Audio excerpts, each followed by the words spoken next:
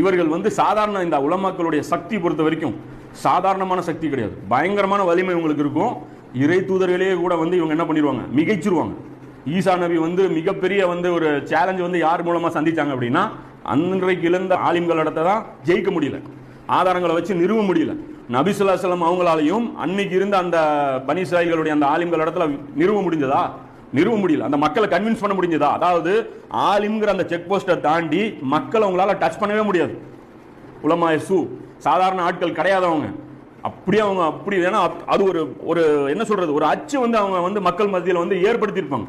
15 வருஷம் 20 வருஷம் 30 வருஷம் பார்த்தீங்கன்னா இவங்க தான் உலகத்திலே நல்லவர்கள் அப்படிங்கிற அந்த ஒரு பிம்பம் ஏற்படுத்தியிருப்பாங்க.